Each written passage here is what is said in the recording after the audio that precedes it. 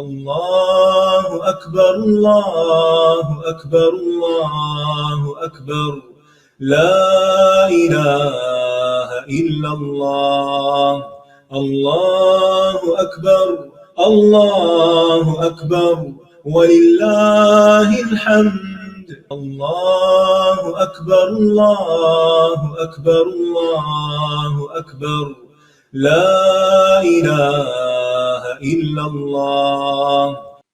السلام علیکم ورحمۃ اللہ وبرکاتہ. نحمده ونصلی علی رسولہ الکریم. اما بعد فاعوذ باللہ من الشیطان الرجیم. بسم اللہ الرحمن الرحیم. رب اشرح لی صدری ویسر لی امری واحلل عقدۃ من لسانی یفقہوا قولی. وَإِذَا سَأَلَكَ عِبَادِي عَنِّي فَإِنِّي قَرِيبٌ أُجِيبُ دَعْوَةَ الدَّاعِ إِذَا دَعَانِ فَلْيَسْتَجِيبُوا لِي وَلْيُؤْمِنُوا بِي لَعَلَّهُمْ يَرْشُدُونَ.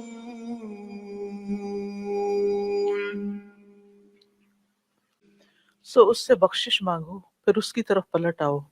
یقیناً میرا رب قریب ہے، قبول کرنے والا ہے. اللہ اکبر کبیرہ والحمد للہ کثیرہ وسبحان اللہ بکرۃ واصیلا. اللہ سب سے بڑا ہے، بہت بڑا، اور سب تعریفیں اللہ ہی کے لیے ہیں، بہت زیادہ، اور میں صبح و شام اللہ کی پاکی بیان کرتا ہوں. پروگرام قریب مجیب کے سلسلے میں آج ہم استخارہ اور خیر پانے کی دعاؤں کے بارے میں پڑھیں گے، اور اس سے پہلے درود شریف. اللہم صلی علی محمد وعلی آل محمد کما صلیت علی ابراہیم وعلی آل ابراہیم انک حمید مجید. اللہم بارک علی محمد وعلی آل محمد کما بارکت علی ابراہیم وعلی آل ابراہیم انک حمید مجید. ارشاد باری تعالیٰ ہے، رب إني لما أنزلت إلي من خير فقير. اے میرے رب، جو بھی بھلائی تو میری طرف نازل کرے، بے شک میں اس کا محتاج ہوں. موسیٰ علیہ السلام جب مدین پہنچے تو اس کے کنویں یا چشمے پر بیٹھ گئے. وہاں انہوں نے دیکھا کہ چرواہوں کی ایک بھیڑ اپنے اپنے گلوں کو پانی پلا رہی ہے، اور دو عورتیں اپنے گلے کو روکے ہوئے ان سے پیچھے کھڑی ہیں. قرآن مجید میں اللہ سبحانہ وتعالیٰ سورۃ القصص میں اس واقعے کو بیان کرتے ہوئے فرماتے ہیں، وَلَمَّا تَوَجَّهَ تِلْقَاءَ مَدْيَنَ قَالَ عَسَى رَبِّي أَن يَهْدِيَنِي سَوَاءَ السَّبِيلِ. وَلَمَّا وَرَدَ مَاءَ مَدْيَنَ وَجَدَ عَلَيْهِ أُمَّةً مِّنَ النَّاسِ يَسْقُونَ وَوَجَدَ مِن دُونِهِمُ امْرَأَتَيْنِ تَذُودَانِ قَالَ مَا خَطْبُكُمَا قَالَتَا لَا نَسْقِي حَتَّى يُصْدِرَ الرِّعَاءُ وَأَبُونَا شَيْخٌ كَبِيرٌ فَسَقَى لَهُمَا ثُمَّ تَوَلَّى إِلَى الظِّلِّ فَقَالَ رَبِّ إِنِّي لِمَا أَنزَلْتَ إِلَيَّ مِنْ خَيْرٍ فَقِيرٌ. اور جب وہ یعنی موسیٰ علیہ السلام مدین کی جانب متوجہ ہوا تو کہا، مجھے امید ہے کہ میرا رب مجھے سیدھا راستہ دکھائے گا. اور جب وہ مدین کے پانی پر پہنچا تو اس پر لوگوں کا ایک گروہ پایا جو اپنے مویشیوں کو پانی پلا رہا تھا، اور ان کے علاوہ دو خواتین کو پایا جو اپنے مویشی روک رہی تھیں. موسیٰ نے کہا، تم دونوں کا کیا معاملہ ہے؟ وہ دونوں کہنے لگی، جب تک چرواہے پانی پلا کر واپس نہ لوٹ جائیں ہم اپنے جانوروں کو پانی نہیں پلاتی، اور ہمارا باپ بڑی عمر کا بوڑھا آدمی ہے. تو اس نے ان دونوں کے مویشیوں کو پانی پلا دیا، پھر سائے کی طرف پلٹ گیا تو کہنے لگا، اے میرے رب، جو بھی بھلائی میں سے تو میری طرف نازل کرے، بے شک میں اس کا محتاج ہوں۔ یہاں اس آیت میں ہم دیکھتے ہیں کہ موسیٰ علیہ السلام ایک طویل سفر کے بعد بے یار و مددگار، ہر طرح کی بھوک پیاس کے عالم میں مدین پہنچتے ہیں، اور وہاں پہنچ کر دیکھتے ہیں کہ ایک جگہ لوگ جمع ہیں اور وہ اپنے اپنے مویشیوں کو پانی پلا رہے ہیں۔ وہ ان کو دیکھتے ہیں کہ وہاں کچھ دو خواتین بھی کھڑی ہیں جو آگے نہیں بڑھ رہی، وہ اپنے جانور پیچھے روک رہی ہیں۔ آپ نے دیکھا ہوگا کہ جانور عام طور پر آگے آگے جاتے ہیں، دوسرے جانوروں کو دیکھ کر تو انہیں کھینچ کھینچ کے پیچھے کر رہی ہیں، کیونکہ وہ بھیڑ میں گھسنا نہیں چاہ رہی تھی۔ موسیٰ علیہ السلام نے جب ان کو دیکھا تو مدد کے لیے آگے بڑھے۔ ایک شخص جو ہر طرح کی مدد کا خود محتاج ہو، جس کے پاس کوئی ٹھکانہ نہیں، جس کو اپنے فیوچر کا کچھ پتہ نہیں، جس کے پاس کھانا نہیں، پینا نہیں، رات گزارنے کی جگہ نہیں، کچھ بھی نہیں، یعنی دنیاوی اسباب میں سے کوئی سبب اس کے سامنے نہیں، لیکن اس کے دل کے اندر کیا ہے کہ وہ دوسروں کی مدد کیسے کرے۔ انہم کانوا یسارعون فی الخیرات، پیغمبر علیہ السلام ان کی خصوصیت کیا تھی کہ وہ خیر کے کاموں میں، نیکی کے کاموں میں آگے بڑھ جاتے تھے۔ وہ انتظار نہیں کرتے تھے یہ دیکھیں کہ کوئی انہیں کہے، کوئی انہیں موٹیویٹ کرے، کوئی ان کو انکریج کرے، کوئی ان کو اس پر کوئی معاوضہ دے یا انہیں کوئی ریکمینڈ کرے، نہیں، بس انہوں نے دیکھا کہ یہاں یہ بچیاں ضرورت مند ہیں اور وہ اپنی ضرورت کو بھول کر ان کی ضرورت کے لیے آگے بڑھ گئے۔ موسیٰ علیہ السلام ایک طاقتور نوجوان تھے، اسی وجہ سے صرف ان کے ایک مکے نے اس قبطی کا کام تمام کر دیا تھا جس کے قتل کے بعد وہ یہاں پر پہنچے تھے۔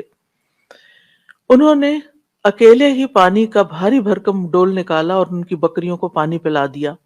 لڑکیاں اپنے جانور لے کر گھر چلی گئیں تو انہوں نے ان سے نہ کسی شکریہ کی توقع کی اور نہ یہ پوچھا تم کہاں سے آئی ہو، کیا کرتی ہو، فضول کی کوئی بات نہیں کی، نہ کوئی ہنسی مذاق، نہ کچھ کسی قسم کی کوئی بات نہیں۔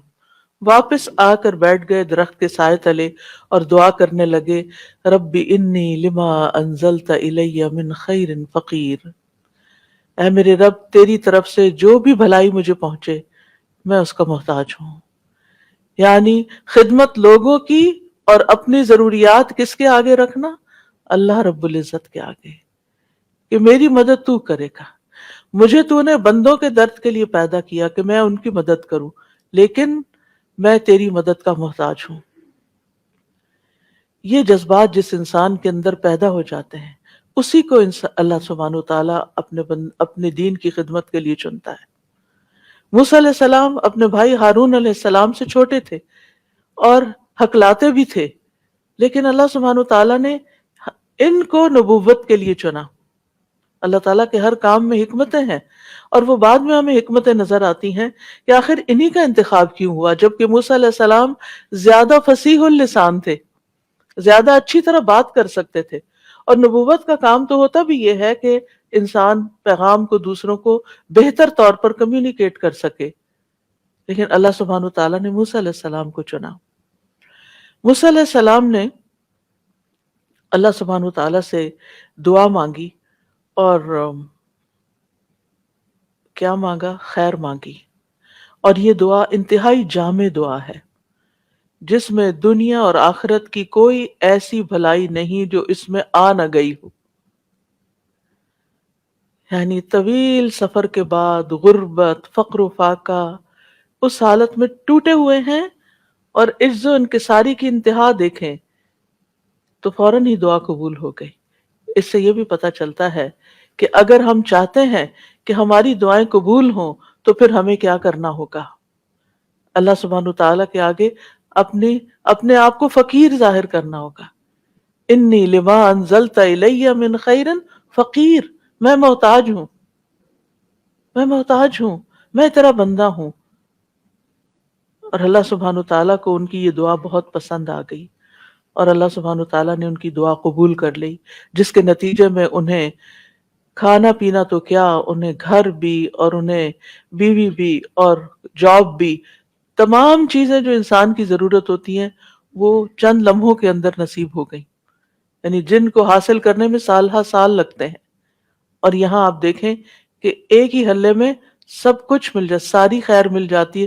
دنیا کی خیر میں سے یہی چیزیں ہیں جن کی انسان تمنا کرتا ہے اور جو اللہ تعالیٰ سے مانگتا ہے، وہ سب کچھ ان کو مل گیا. تو یہ خیر کیا چیز ہوتی ہے؟ خیر کا عربی میں کیا معنی ہے؟ خیر عربی میں شر کی ضد ہے. خیر وہ ہے جو انسان کو مرغوب ہوتی ہے، جس میں انسان رغبت رکھتا ہے، جس میں مثلا انسان کی عقل، انسان کے اوپر طرح طرح کے فضل، انسان کی ضروریات کی جتنی بھی چیزیں ہیں جن سے انسان کو اطمینان حاصل ہوتا ہے، وہ ساری اس کے لیے خیر ہی خیر ہیں. خیر دو قسم کی ہوتی ہے، ایک خیر مطلق جو ہر حال میں اور ہر ایک کے نزدیک پسندیدہ ہے، یونیورسل خیر، اور اس میں سے خاص طور پر جنت کا ملنا خیر ہے اور جہنم میں جانا شر ہے. تو جنت کا مل جانا، کوئی انسان ایسا نہیں جس کو جنت کی خبر ہو اور وہ جنت میں نہ جانا چاہے، اور جس کو جہنم کا پتہ چل جائے کہ وہ کیسی بلا ہے اور وہ جہنم سے بچنا نہ چاہے. تو جنت میں جانا اور جہنم سے بچ جانا بھی خیر ہے، آگ سے بچنا بھی خیر ہے. دوسری قسم کی خیر اور شر مقید ہے، یعنی وہ چیز جو ایک کے حق میں خیر ہے اور دوسرے کے لیے وہی چیز شر ہے. مثلا دولت، بعض اوقات یہ ایک شخص کے حق میں خیر و بھلائی کا باعث بنتی ہے، وہ اسے خیر کے کاموں میں خرچ کرتا رہتا ہے اور اس سے اس کے درجات بلند ہوتے رہتے ہیں اور اس کی مشکلات آسان ہوتی رہتی ہیں. اور دوسرے کے حق میں وہی خیر جو دولت کی شکل میں، کہ قرآن مجید میں دولت کو بھی ان الانسان لحب الخیر لشدید، تو انسان خیر یعنی مال کی محبت میں بڑا شدید ہے.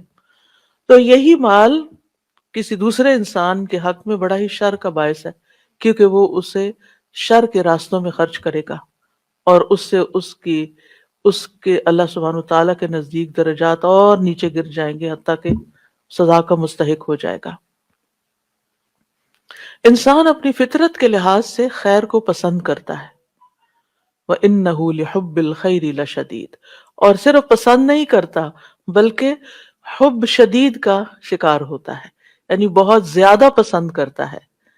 سورۃ فصلت میں آتا ہے لا يسأم الانسان من دعاء الخیر وإن مسه الشر فیئوس قنوط، انسان خیر کی دعا مانگنے سے تھکتا نہیں، اور اگر اسے کوئی تکلیف پہنچ جائے تو نہایت مایوس اور بہت نا امید ہو جاتا ہے، ڈپریسڈ ہو جاتا ہے.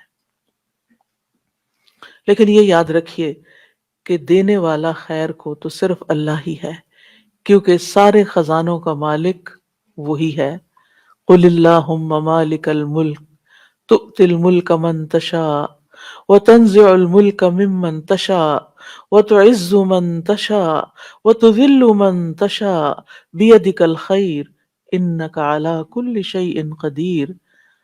کہہ دیجئے اے اللہ بادشاہی کے مالک، تو جسے چاہتا ہے بادشاہی عطا کرتا ہے اور جس سے چاہتا ہے چھین لیتا ہے، اور جسے چاہتا ہے عزت دیتا ہے اور جسے چاہتا ہے ذلیل کرتا ہے.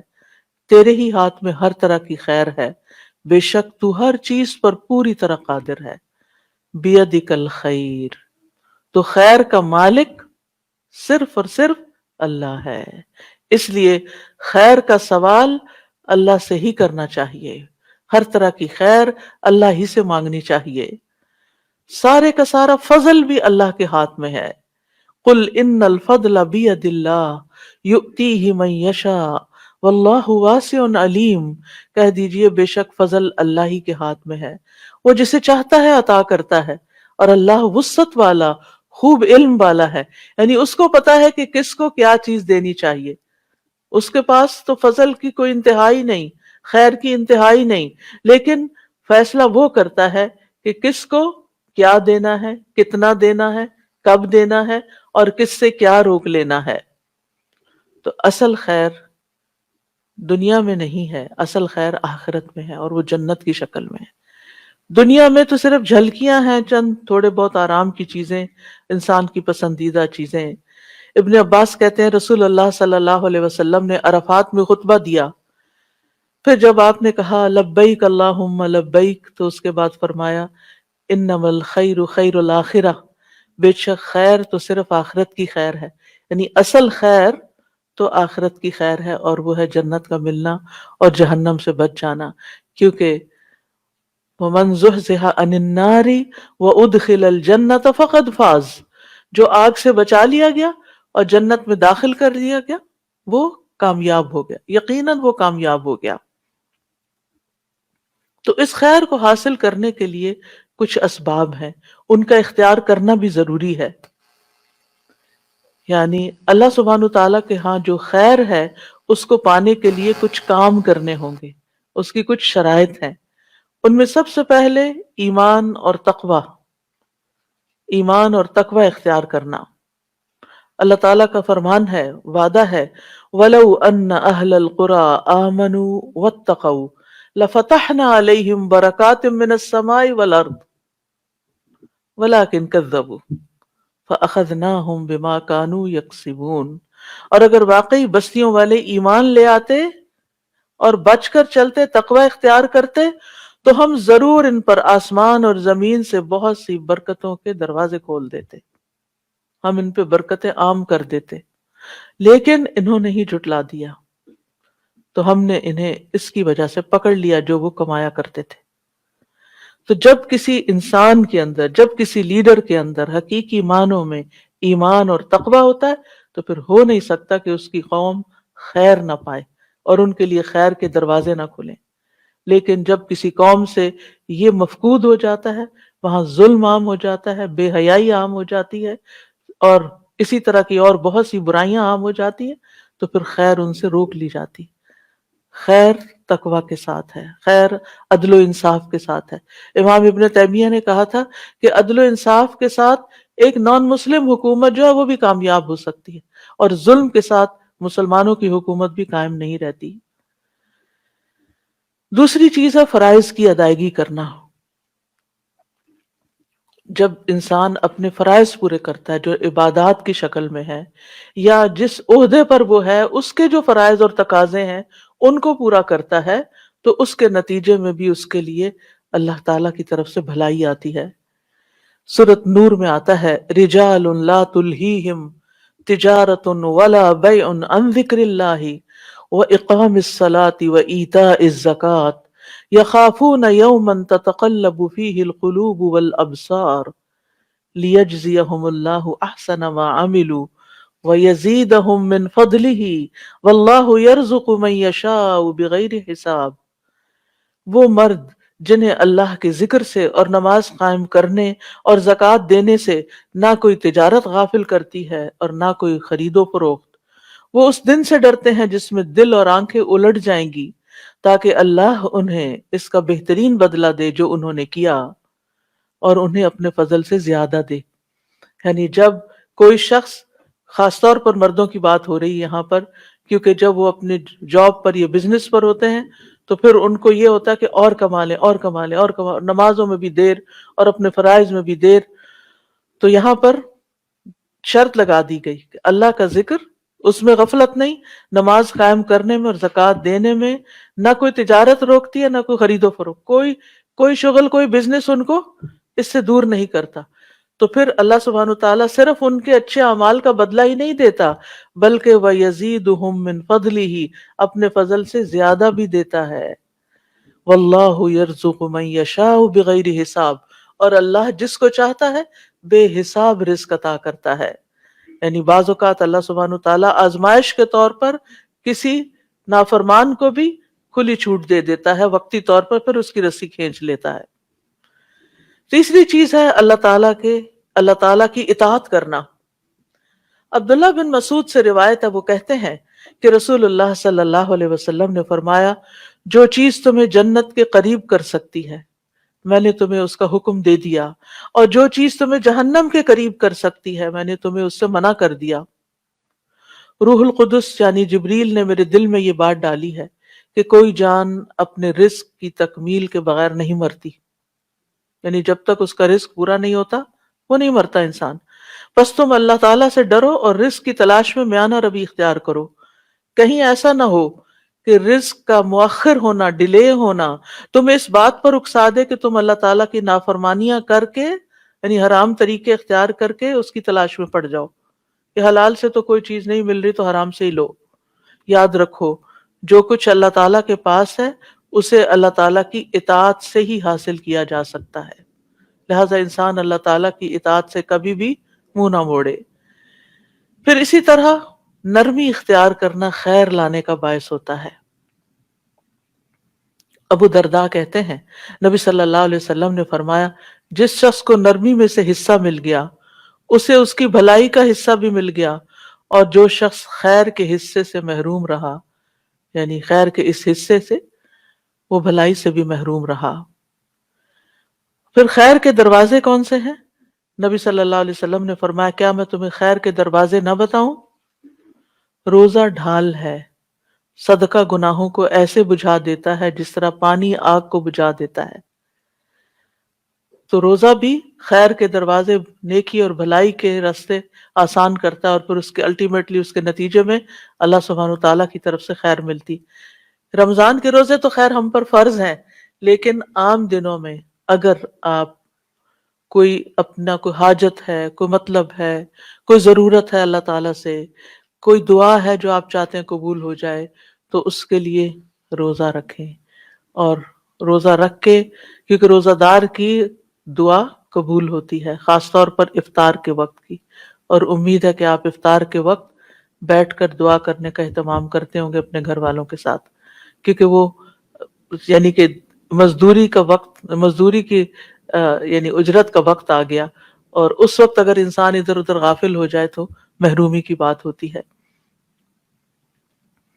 اور پھر دوسرا یہ کہ صدقہ بلاؤں کو ٹالتا ہے، صدقہ مصیبت کو دور کرتا ہے، لہٰذا انسان صدقہ خیرات کثرت سے کرتا رہے، اور اللہ تعالیٰ کا وعدہ ہے کہ جو تم خرچ کرو گے اللہ سبحانہ تعالیٰ اس کے پیچھے اور لے آئے گا، تم آگے دیتے جاؤ گے، تمہارے رزق میں کمی نہیں ہوگی، تمہاری قسمت میں جو ہے وہ تو تمہیں مل کے ہی رہے گا، وہ تمہارے پیچھے آئے گا، تم دینے والے بنو۔ اس سے کیا فائدہ ہوگا کہ وہ نکلتا جاتا ہے نا، وہ آگے چلتا جاتا ہے، اجر ثواب آخرت کے لیے اکٹھا ہوتا جاتا ہے، ہر دنیا میں جو استعمال کرنا وہ بھی آ جائے گا، کیونکہ دینے والا تو اللہ ہے نا۔ پھر توبہ استغفار کرنا، وَأَنِ اسْتَغْفِرُوا رَبَّكُمْ ثُمَّ تُوبُوا إِلَيْهِ يُمَتِّعْكُمْ مَتَاعًا حَسَنًا إِلَىٰ أَجَلٍ مُّسَمًّى وَيُؤْتِ كُلَّ ذِي فَضْلٍ فَضْلَهُ، اور یہ کہ اپنے رب سے معافی مانگو، اس کے حضور توبہ کرو، وہ ایک خاص مدت تک، یعنی زندگی کی مدت تک تمہیں اچھا سامان زندگی دے گا۔ یعنی توبہ استغفار کرنے والے لوگوں کی دنیا کی زندگی بھی خوشگوار ہو جاتی ہے، دنیا کی ضروریات بھی ان کی پوری ہوتی ہیں، اور ہر صاحب فضل کو اس کا فضل عطا کرے گا۔ پھر اسی طرح ہاتھوں کو خیر سے بھرنے والے کلمات۔ عبداللہ بن ابی اوفا کہتے ہیں ایک شخص نبی صلی اللہ علیہ وسلم کی خدمت میں آیا اور کہنے لگا کہ میں قرآن سے کچھ یاد نہیں کر سکتا، آپ مجھے کچھ سکھا دیجئے، یعنی قرآن کا حفظ کرنا میرے لیے مشکل ہے۔ بعض لوگوں کا ایپٹیٹیوڈ نہیں ہوتا، وہ حفظ نہیں کر پاتے، تو پھر کیا کریں؟ تو آپ نے فرمایا ہاں، آپ مجھے وہ سکھا دیجئے جو میرے لیے قرأت قرآن سے کفایت کرے، یعنی اگر میں قرآن نہیں پڑھ سکتا تو میرے پاس کچھ ایسے کلمات ہو کہ کم از کم میں کچھ تو اجر و ثواب پاؤں۔ آپ صلی اللہ علیہ وسلم نے فرمایا تم سبحان اللہ والحمد للہ ولا الہ الا اللہ واللہ اکبر ولا حول ولا قوت الا باللہ پڑھا کرو۔ جیسے بعض اوقات نان مسلمز ہوتے ہیں نا، مسلم ہو جاتے ہیں، ریورٹ ہوتے ہیں، پھر ان کو ابھی عربی پڑھنا کرنا بہت مشکل لگتا ہے، تو اس وقت تک ان کو یہ کلمات سکھا دیے جائیں، چھوٹے بچوں کو بھی سکھا دیے جائیں، جب تک وہ پڑھنے اور حفظ کرنے کے لائق ہوں گے، اس تسبیح کا ذکر تکرار کرتے، اس تسبیح کی تکرار کرتے رہیں۔ وہ کہنے لگا اللہ کے رسول یہ تو اللہ عز و جل کے لیے ہوا، یعنی اللہ کی تعریف ہوئی، میرے لیے کیا ہے؟ آپ نے فرمایا کہا کرو اللہم ارحمنی وارزقنی وعافنی واہدنی، اے اللہ مجھ پر رحم فرما، مجھے رزق عطا فرما، مجھے عافیت دے، مجھے ہدایت دے۔ بس جب وہ کھڑا ہوا تو اپنے ہاتھوں سے ایسے اشارہ کیا، تو رسول اللہ صلی اللہ، یعنی اس نے ہاتھ اٹھائے ہوں گے نا، تو رسول اللہ صلی اللہ علیہ وسلم نے فرمایا رہا یہ شخص تو اس نے اپنے ہاتھ خیر سے بھر لیے ہیں، یعنی اللہ کے آگے ہاتھ پھیلایا تھا، یہ چیزیں مانگی تھی، اللہ نے دے دی اس کو۔ تو پہلے بھی بات ہو چکی ہے کہ اللہ تعالیٰ کی حمد و ثنا کے بعد جو دعا کی جائے وہ دعا قبول ہوتی ہے، لہٰذا یہ ذکر کر کے پھر انسان یہ دعا بھی اپنی پڑھ لے۔ رات کے وقت جب انسان کی آنکھ کھلتی ہے تو اس وقت بھی یہ لا الہ الا اللہ وحدہ لا شریک لہ، اور پھر اس کے بعد ولا، یعنی کہ آخر تک پڑھ کے پھر اللہم اغفر لی یا کوئی بھی دعا کرتا ہے تو دعا قبول ہوتی ہے۔ تو اس سے پتہ یہ چلتا ہے کہ جب بھی آپ دعا کرنے لگیں تو پہلے اللہ تعالیٰ کی تسبیح یا درود شریف ان چیزوں کا اہتمام کر لیں تو قبولیت کے چانسز بڑھ جاتے ہیں۔ جہاں کچھ کام خیر میں اضافے کا باعث بنتے ہیں وہاں کچھ چیزیں خیر سے محروم کرنے کا بھی باعث بنتی ہیں، جن میں اول درجے میں گناہ اور نافرمانی کے کام۔ عبداللہ بن عمر کہتے ہیں کہ رسول اللہ صلی اللہ علیہ وسلم متوجہ ہوئے اور فرمایا اے مہاجرین کے گروہ، 5 آزمائشیں ہیں جن میں تم مبتلا ہوگے اور میں اس بات سے اللہ کی پناہ چاہتا ہوں کہ تم ان کو پاؤ۔ نمبر 1، جب کسی قوم میں بدکاری عام ہو جاتی ہے اور وہ اعلانیہ اس کا ارتکاب کرتے ہیں تو ان میں طاعون اور مختلف بیماریاں جو ان کے اسلاف میں نہیں تھی پھیل جاتی ہیں، یعنی زنا کے نتیجے میں جس قوم میں یہ بیماری عام ہو جاتی ہے تو پھر ان میں نئی نئی بیماریاں پھوٹ پڑتی ہیں۔ نمبر 2، جب وہ ناپ تول میں کمی کرتے ہیں تو انہیں قحط سالیاں، سخت تکلیفیں اور بادشاہوں کے ظلم دبوچ لیتے ہیں۔ نمبر 3، جب لوگ اپنے مال سے زکوٰۃ ادا کرنے سے رک جاتے ہیں تو آسمان سے بارش کا نزول بند ہو جاتا ہے، اگر چوپائے نہ ہوتے تو ان پر بارش نازل نہ ہوتی۔ نمبر 4، جب لوگ اللہ اور اس کے رسول کا عہد و پیمان توڑ دیتے ہیں تو اللہ ان پر دوسری قوموں میں سے دشمن مسلط کر دیتا ہے، یعنی جب قوم اجتماعی طور پر اللہ سے کوئی وعدہ کرتی ہے، جیسے پاکستان بناتے ہوئے لوگوں نے کہا تھا کہ پاکستان کا مطلب کیا، لا الہ الا اللہ، وہ تو رہ گیا پیچھے، اور کبھی نئے پاکستان کا نعرہ لگا اور کبھی کسی اور پاکستان کا، تو جو اصل مقصد تھا وہ کہاں گیا؟ توحید کی بجائے شرک عام ہونے لگا۔ تو یہ قوم جب اپنا وعدہ توڑ دیتی ہے تو پھر اللہ تعالیٰ اور قوموں کو ان پہ مسلط کر دے، وہ پھر اپنے فیصلے خود نہیں کرتی، دوسری قومیں ان کے فیصلے کرتی ہیں۔ نمبر 5، جب مسلمانوں کے حکمران اللہ کی کتاب کے مطابق فیصلہ نہیں کرتے اور اس کے نازل کردہ قوانین کو ترجیح نہیں دیتے تو اللہ تعالیٰ ان کو آپس میں لڑا دیتا ہے، یعنی جس قوم کے اندر اللہ کی کتاب کے مطابق فیصلہ نہیں ہوتا اور اللہ کے قانون کے مطابق فیصلہ نہیں ہوتا، یعنی مسلمان حکمران اس کو ترجیح نہیں دیتے اور چیزوں کو ترجیح دیتے ہیں، تو پھر ان کی آپس کی لڑائیاں شروع ہو جاتی ہیں، یعنی آپس میں ہی پھوٹ پڑ جاتی ہے۔ تو اس لیے ان برائیوں اور ان گناہوں سے بھی بچنا چاہیے جن کے اثرات دنیا میں بھی انسان پر آتے ہیں اور انسان سفر کرتے ہیں۔ حسن بصری کہتے ہیں اللہ کی قسم بادل میں تمہارے لیے رزق ہے، لیکن تم اپنی غلطیوں اور اعمال کی وجہ سے اس سے محروم کر دیے جاتے ہو۔ وَفِي السَّمَاءِ رِزْقُكُمْ وَمَا تُوعَدُونَ، آسمان سے مرادیاں بادل ہیں، اور اس سے اوپر بھی ظاہر اللہ کے فیصلے ہیں، تو یہ رزق ہے تمہارے لیے، لیکن تم تک کیوں نہیں پہنچتا؟ کیونکہ تمہارے گناہوں نے آگے آڑ بنا لی۔ تو اس لیے استغفار جب انسان کرتا ہے، گناہوں سے توبہ کرتا ہے، تو اللہ سبحانہ وتعالیٰ وہ رکاوٹیں دور کر دیتا ہے اور وہ رزق کی بارش ہونے لگتی ہے۔ پھر اسی طرح آپس کا لڑائی جھگڑا، چاہے ہسبینڈ وائف میں ہو، چاہے بچوں میں ہو، چاہے خاندان کے اندر ہو، چاہے کسی قوم کے اندر ہو، تو یہ جو باہمی لڑائیاں ہیں یہ بھی انسان کو خیر سے محروم کر دیتی ہیں۔ نبی صلی اللہ علیہ وسلم لیلۃ القدر کی خبر دینے کے لیے تشریف لائے کہ 2 مسلمان آپس میں جھگڑنے لگے۔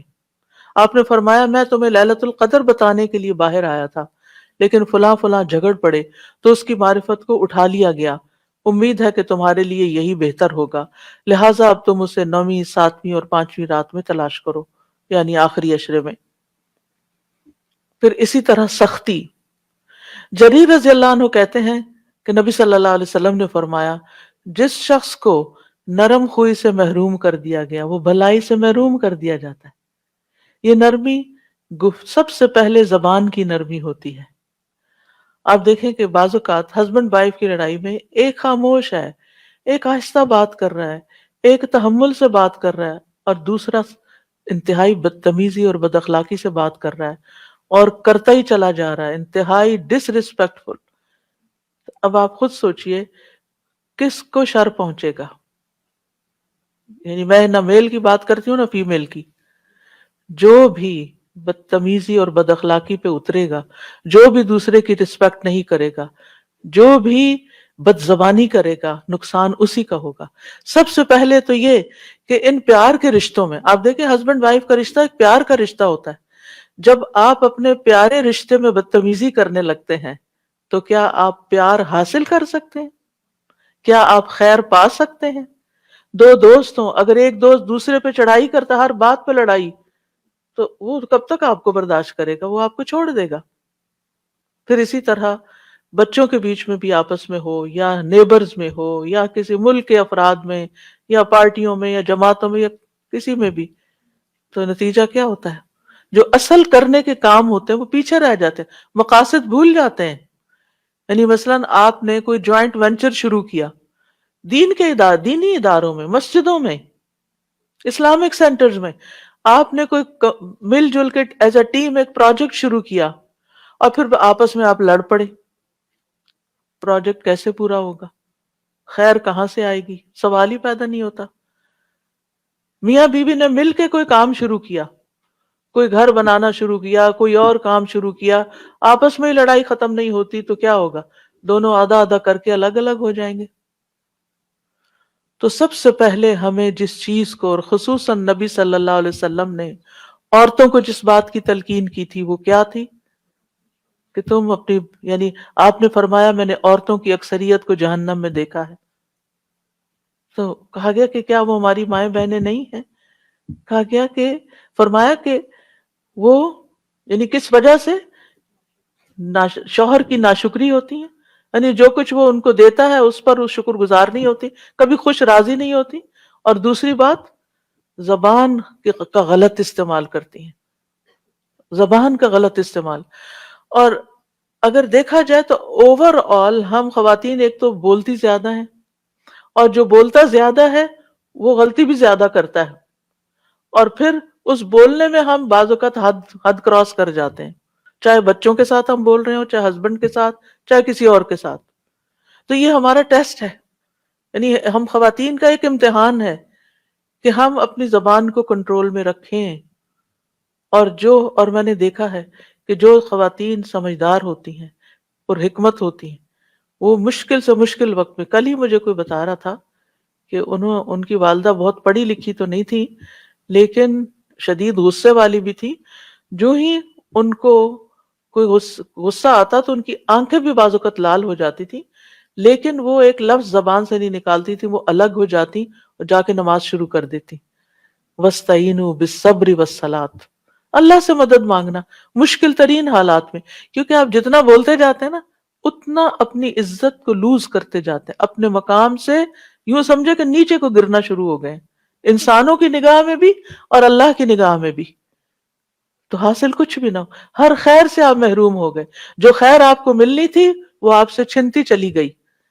تو اس لیے نبی صلی اللہ علیہ وسلم نے فرمایا من یحرم الرفق یحرم الخیر، جو نرم خوئی سے، نرم کلام سے، نرم رویے سے، نرم معاملے سے محروم ہوا، ہر خیر سے محروم ہو گیا.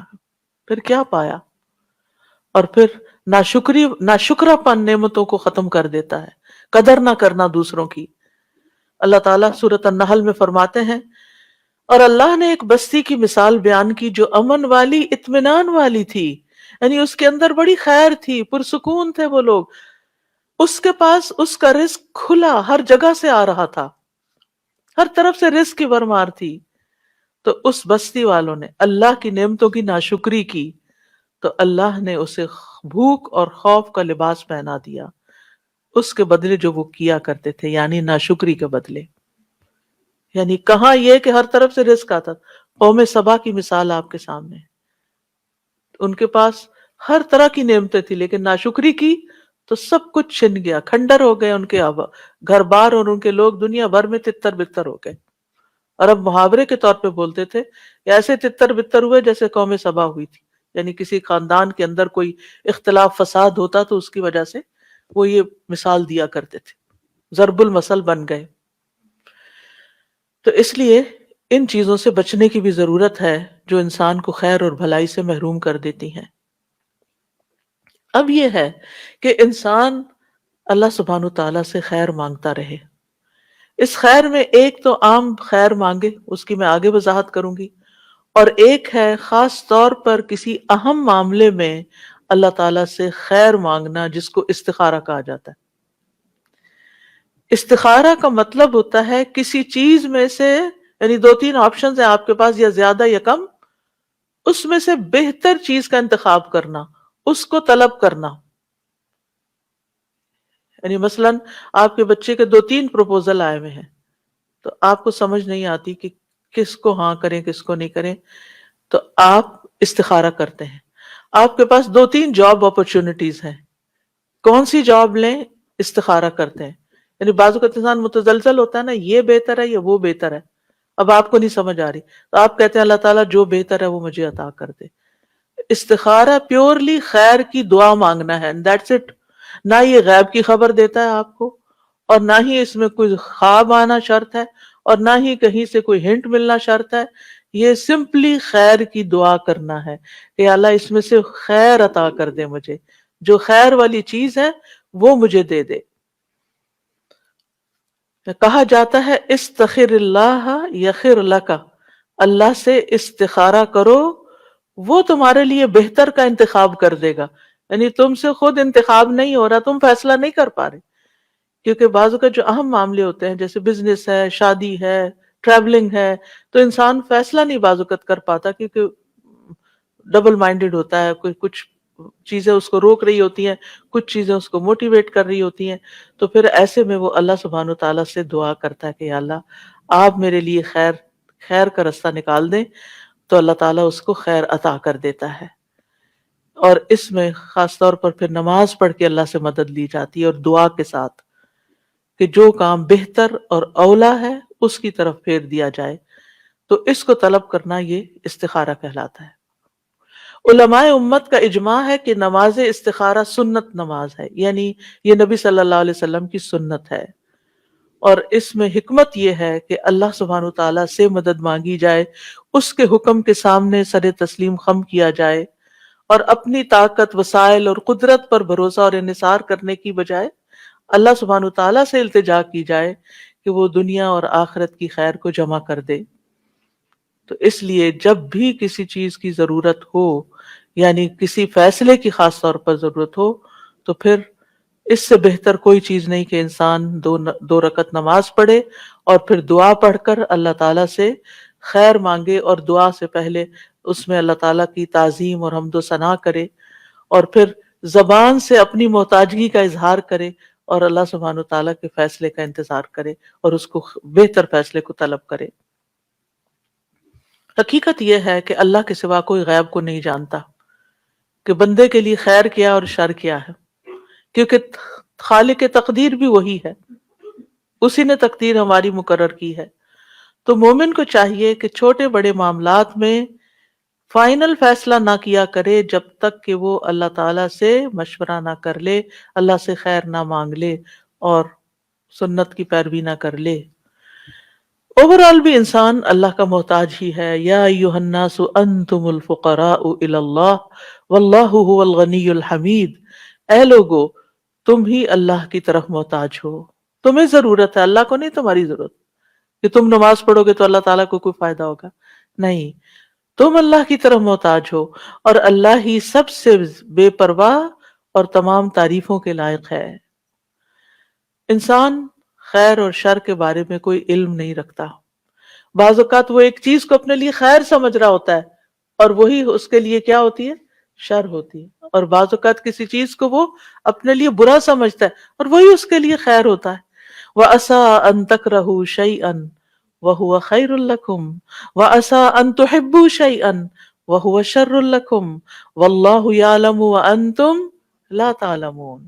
اور ہو سکتا ہے تم ایک چیز کو ناپسند کرو اور وہ تمہارے لیے بہتر ہو، اور ہو سکتا ہے تم ایک چیز کو پسند کرو اور وہ تمہارے لیے بری ہو، اور اللہ جانتا ہے اور تم نہیں جانتے۔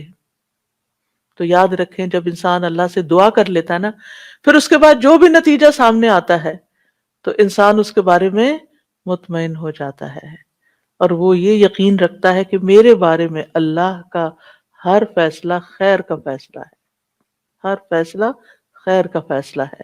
حضرت انس رضی اللہ عنہ کہتے ہیں میں نے نبی صلی اللہ علیہ وسلم کو فرماتے ہوئے سنا کہ مجھے تو مومن پہ تعجب ہوتا ہے کہ بے شک اللہ اس کے لیے جو فیصلہ بھی فرماتا ہے وہی اس کے حق میں بہتر ہوتا ہے۔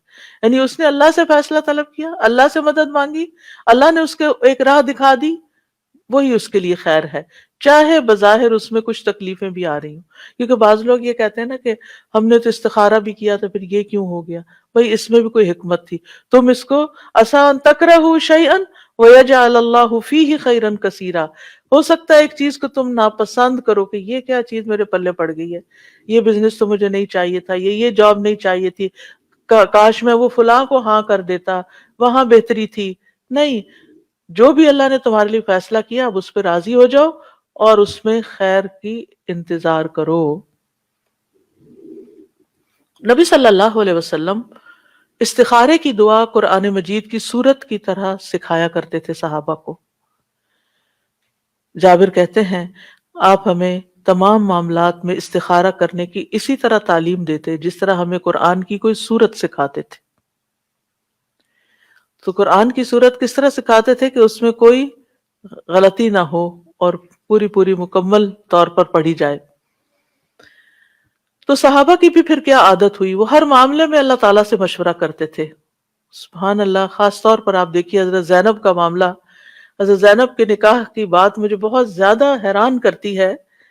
حضرت انس کہتے ہیں جب حضرت زینب کی طلاق کی عدت ختم ہوئی جو حضرت زید رضی اللہ عنہ سے تھی، تو رسول اللہ صلی اللہ علیہ وسلم نے حضرت زید ہی سے فرمایا کہ حضرت زینب کو جا کے میری طرف سے نکاح کا پیغام دو۔ آپ سوچیے ہمارے معاشرے میں کبھی ایسا ہو سکتا ہے؟ وہ ہمارے معاشرے میں تو یہ مسئلہ ہے کہ اگر کسی نے طلاق دی اور پتہ چلے کہ اس لڑکی کی شادی کہیں اور ہونے لگی ہے تو پھر تو قیامت ہی آ جائے گی، پھر تو وہ فساد اور طوفان اٹھائیں گے اور کئی طرح کے شر کے دروازے کھول دیں گے کہ اس لڑکی کی شادی اگر ہم نے نہیں رکھا اس کو تو کوئی بھی نہ رکھے۔ عجیب طرح کی نفسیات ہے لوگوں کی، کیونکہ دین سے دور ہیں۔ اگر وہ یہ حدیث پڑھ لیں نا کہ نبی صلی اللہ علیہ وسلم نے حضرت زید ہی کو کہا اور وہ ان کے ایکس ہسبینڈ ہیں، اب طلاق ہو چکی ہے، اور وہی جا کے ان کو پیغام دے رہے ہیں۔ زید رضی اللہ عنہ جاتے ہیں اور کہتے ہیں میں گیا، میں نے کہا اے زینب خوش ہو جاؤ، یعنی مجھ سے تمہاری جان چھوٹی، اب خوش ہو جاؤ کہ اللہ کے رسول صلی اللہ علیہ وسلم نے تمہارے پاس مجھے نکاح کا پیغام دے کے بھیجا ہے۔ حضرت زینب کا جواب دیکھیے، کہنے لگی میں کوئی فیصلہ نہیں کروں گی حتیٰ کہ اپنے رب سے مشورہ کر لوں۔ پیغام کس کی طرف سے تھا؟ اللہ کے نبی کی طرف سے۔ ایک عورت کے لیے اس سے بڑا شرف کیا ہو سکتا ہے کہ وہ کسی نبی کی بیوی ہو، اور اس وقت بھی وہ اس خوشی کے عالم میں، اس ایکسائٹمنٹ میں یہ نہیں بھولی کہ لیٹ می ڈو استخارہ فرسٹ، پہلے میں استخارہ کروں۔ اور ہمیں تو کوئی اگر آفر ہو اور کوئی دنیا کے لحاظ سے کسی چیز کا کوئی چارمنگ سی چیز نظر آ رہی ہے اور ہمیں پتہ چلے یہ ہمارے لیے، تو ہم کہتے چلو ڈن کر دو جلدی سے، استخارہ تو نہیں کرتے۔ آپ کو یہ ہوتا ہے نہیں وہ ہاتھ سے نکل جائے گی بس فوراً جلدی کرو، وہ استخارہ بعد میں ہوتا رہے گا، نہیں، پہلے استخارہ پھر ہاں۔ پھر آپ دیکھیے وہ اپنی نماز کی طرف اٹھی، نماز گاہ کی طرف اٹھی، یعنی پیغام آیا اٹھ کے فوراً ہی استخارہ کیا۔ یعنی استخارے میں بھی کوئی بہت سوچ بچار نہیں کرنی چاہیے۔ جب آپ نے کوئی فیصلہ کرنا ہو، کوئی آفر آئی ہے، فوراً اٹھیں استخارہ کریں۔ اور ادھر قرآن میں حکم اتر آیا اور اللہ سبحانہ تعالیٰ نے خود سے ہی آسمانوں پر ان کا نکاح کر دیا۔ اور رسول اللہ صلی اللہ علیہ وسلم اجازت کے بغیر ان کے پاس داخل ہو گئے. That's it. اللہ سبحانہ تعالیٰ نے ان کا استخارہ قبول کر لیا، خیر کی دعا قبول کر لی اور ان کو وہ خیر عطا کر دی. اگر بظاہر خیر کا کام بھی نظر آتا ہو، اس حدیث سے کیا پتہ چلتا ہے کہ خیر کا کام بھی نظر آتا ہو پھر بھی استخارہ کریں. آپ ہر لحاظ سے بالکل سیٹسفائیڈ ہیں، بس آخری فائنل سگنیچر کرنے جا رہے ہیں، آپ کو لگتا ہے بالکل میں صحیح فیصلہ، آپ کا دل بھی مطمئن ہے، شرح صدر ہے، پھر بھی استخارہ کریں. امام نووی کہتے ہیں اس حدیث سے واضح طور پر پتہ چلتا ہے کہ جو کسی کام کا ارادہ کرے اس کے لیے نماز استخارہ پڑھنا مستحب ہے، خواہ وہ کام بظاہر خیر کا ہی کیوں نہ ہو. بعض علماء کہتے ہیں کسی بندے کو دنیا کے کاموں میں بھی کسی کام کے لیے، یعنی اہم کاموں کے لیے، ایک تو نا روٹین کی عادت، ڈیلی روٹین کے، لیکن اہم کاموں کے لیے اس وقت تک آگے نہیں بڑھنا چاہیے جب تک وہ اللہ سے اس میں خیر کا سوال نہ کر لے، یعنی نماز استخارہ کی 2 رکعتیں ادا نہ کر لے. استخارہ شرمندگی سے بچانے کا ذریعہ ہے. شیخ الاسلام ابن تیمیہ کہا کرتے تھے جو انسان خالق سے استخارہ کرے اور مخلوق سے مشورہ کرے اور اپنے کام میں ثابت قدمی دکھائے وہ کبھی پشیمان نہیں ہوگا. یعنی اپنی طور پر ایفرٹ کرتا رہے، آگے بڑھتا رہے، انسانوں سے مشورہ کرتا رہے اور اللہ سے دعا کرتا رہے، کامیابیوں کے دروازے کھل جائیں گے. یہ 3 فیکٹرز ہیں. ایک ہے آپ کی ذمہ داری، اور وہ کیا ہے؟ محنت کرنا، کوشش کرنا، قدم بڑھانا. دوسرا ہے لوگوں کے ساتھ مشورہ، اچھے قابل لوگوں کی رائے لینا جو اس فن کے ماہر ہوں، ان سے پوچھنا. اور تیسرے ہے اللہ سبحانہ تعالیٰ کی مدد حاصل کرنا. جو شخص یہ تینوں کام کر لیتا ہے وہ ناکام نہیں ہوتا، پھر وہ کہیں نہ کہیں سے خیر پا ہی لیتا ہے. بعض حکماء کہتے ہیں جسے 4 چیزیں عطا کر دی گئیں وہ 4 چیزوں سے محروم نہیں ہوتا. نمبر 1، جسے شکر گزاری کی توفیق دے دی گئی اسے مزید ملنے سے محروم نہیں کیا جاتا. سبحان اللہ، یعنی اس کو مزید نعمتیں ملتی چلی جائیں گی جب تک وہ شکر گزار ہوگا. نمبر 2، جسے توبہ کی توفیق دے دی گئی اسے اس کی قبولیت سے محروم نہیں کیا جاتا. نمبر 3، جسے استخارہ کرنے کی توفیق دے دی گئی اسے بہتری سے محروم نہیں کیا جا سکتا، نہیں کیا جاتا. اور نمبر 4، جسے مشورہ کرنے کی توفیق دے دی گئی وہ درست بات سے محروم نہیں کیا جاتا. اگر ہماری زندگی میں ناکامیاں ہیں تو وہ ہمارے اپنے کیے کی وجہ سے ہیں. ہم نے ان چیزوں پر عمل نہیں کیا، ہم نے خود کوشش نہیں کی پوری جیسی کوشش کا حق ہے، ہم نے لوگوں سے مشورہ نہیں کیا جیسے مشورہ کرنے کا حق ہے، ہم نے اللہ سے مدد نہیں مانگی، توبہ نہیں کی، استغفار نہیں کی جیسے کرنے کا حق ہے، ورنہ کبھی بھی ناکام نہ ہو. اللہ سبحانہ تعالیٰ دنیا اور آخرت کی خیر عطا کرتا ہے ایسے بندوں کو. یہ عقل مند ہونے کی نشانی ہے، سمجھدار ہونے کی نشانی ہے. استخارہ کن چیزوں میں کیا جا سکتا ہے؟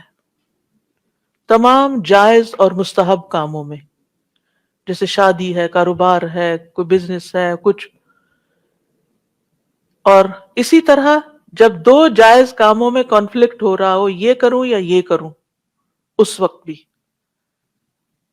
یعنی بہتر کیا ہے میرے لیے؟ 2 جاب آفرز ہیں، 2 رشتے ہیں، 3 ہیں، زیادہ ہیں، ان میں سے کس کا انتخاب کروں؟ پھر استخارہ کریں. علماء کہتے ہیں انسان کے لیے ضروری ہے کہ وہ شادی کرنے سے پہلے استخارہ کرے اور رشتے کے معاملے میں متعلقہ شخص سے مشورہ کرے، کیونکہ نبی صلی اللہ علیہ وسلم صحابہ کو اسی طرح استخارہ سکھاتے تھے جیسے قرآن کی سورت. اور جب استخارہ چھوٹے چھوٹے کاموں میں ضروری ہے تو زندگی کے اس اہم مرحلے پر کیوں نہیں ضروری؟ اور پھر آپ دیکھیے اس معاملے میں حضرت زینب کا ہی واقعہ، پھر صحیح مسلم کی روایت اب بتا دیتی ہوں کیونکہ خوبصورت واقعہ، تھوڑے سے الفاظ فرق ہیں. حضرت انس کہتے ہیں جب زینب رضی اللہ عنہ کی عدت گزر گئی تو حضرت رسول اللہ صلی اللہ علیہ وسلم نے حضرت زید سے فرمایا کہ زینب کے سامنے ان کی میرے ساتھ شادی کا ذکر کرو. زید رضی اللہ عنہ چلے گئے، حتیٰ کہ ان کے پاس پہنچے تو وہ آٹے میں خمیر ملا رہی تھی، یعنی وہ کرتے ہیں نا اس کو، نام بھول گئے، خمیر کرتے ہیں انگریزی میں اس کو کہتے ہیں فرمنٹیشن. جی، تو اس سے یہ پتہ چلتا ہے کہ یہ خمیری روٹی کھانا جو ہے اور فرمنٹیشن کرنا جو ہے آٹے کی، وہ اس کے فائدے کو بڑھا دیتا ہے. ٹھیک ہے. بہرحال تو زید کہتے ہیں جب میں نے انہیں دیکھا میرے دل میں ان کی عظمت بیٹھ گئی کہ اب یہ اللہ کے رسول صلی اللہ علیہ وسلم نے ان کو پیغام دیا ہے. میں حتیٰ کہ میں ان کی طرف نظر بھی نہ اٹھا سکتا تھا کیونکہ رسول اللہ صلی اللہ علیہ وسلم نے ان سے شادی کا ذکر کر دیا تھا. سبحان اللہ، صحابہ کے اندر کیسا ایمان تھا نا، کیسی حکمت تھی کہ چونکہ اب رسول اللہ صلی اللہ علیہ وسلم نے پیغام بھیج دیا تو اب میں ان کو نہیں دیکھ سکتا. میں نے ان کی طرف اپنی پیٹھ کی اور ایڑیوں کے بل مڑا اور کہا زینب، رسول اللہ صلی اللہ علیہ وسلم نے آپ کا ذکر کرتے ہوئے پیغام بھیجا ہے. انہوں نے کہا میں کچھ نہیں کرنے والی یہاں تک کہ اپنے رب سے مشورہ کر لوں. چنانچہ وہ اپنی نماز کی جگہ پر، مخصوص جگہ تھی ان کی نماز کی، وہاں جا کر کھڑی ہوئیں اور قرآن کی آیات نازل ہو گئیں. فَلَمَّا قَضَى زَيْدٌ مِّنْهَا وَطَرًا زَوَّجْنَاكَهَا. اللہ تعالیٰ نے اپنے اوپر لیا، ہم نے آپ کا نکاح ان سے کر دیا. تو اس سے پتہ چلتا ہے کہ مرد بھی استخارہ کرے گا تو عورت بھی استخارہ کر سکتی ہے. حضرت زینب نے استخارہ کیا، یعنی اس واقعے سے ایک اور بات یہ پتہ چلتی ہے. اور حرام اور مکروہ کاموں میں استخارہ نہیں کرنا چاہیے، یعنی غلط کام کے لیے، چوری کرے کہ نہ کرے. اسی طرح واجبات میں استخارہ نہیں کرنا چاہیے. واجبات کیا ہیں کہ جیسے والدین کی خدمت، ان کے ساتھ احسان واجب ہے، تو اب کوئی استخارہ کرے کہ میں ماں باپ کی ملاقات کے لیے جاؤں کہ نہ جاؤں اور میں ان کی خدمت کروں کہ نہ کروں، یہ استخارے کی چیز نہیں ہے. اسی طرح نماز پڑھوں کہ نہ پڑھوں، یعنی ظہر کی نماز اب آ رہی ہے تو پہلے استخارہ کر لوں کہ پڑھنی چاہیے کہ نہیں، تو نہیں، وہ تو آلریڈی فرض ہے آپ پر. یعنی استخارہ ان کاموں میں کیا جاتا ہے جن کے بارے میں بندے کو ان کے درست ہونے اور نفع مند ہونے کا صحیح پتہ نہ چلے کہ واقعی میرے لیے ٹھیک ہے یا نہیں. جہاں تک عبادات کا تعلق ہے، واجبات کا تعلق ہے، ذمہ داریوں کا تعلق ہے، میں اپنے بچوں کی ٹیک کیئر کروں کہ نہ کروں، ان میں استخارہ نہیں ہوگا، یہ تو آپ کو کرنا ہی کرنا ہے. استخارے کا طریقہ نبی صلی اللہ علیہ وسلم نے سکھایا ہے، اور وہ کیا ہے کہ جب تم میں سے کوئی کسی کام کا ارادہ کرے تو فرض نماز کے علاوہ 2 رکعت نفل پڑھے، پھر کہے اے اللہ میں تیرے علم کے ذریعے سے خیر کا طالب ہوں، یعنی استخارہ کی دعا پڑھے. بعض کہتے ہیں کہ کیا سنت نماز جو ہم سنت مؤکدہ پڑھتے ہیں، کیونکہ نبی صلی اللہ علیہ وسلم نے صرف فرض کو الگ کیا، تو اگر ہمیں کوئی مقصد ہے اور سنت مؤکدہ ہم نے پڑھی ہے اور ٹائم بھی ہمارے پاس تھوڑا ہے، تو کیا اس کے بعد ہم استخارے کی دعا پڑھ لیں، یا استخارے کا مستقل نماز یعنی الگ سے 2 نفل پڑھنا ضروری ہے؟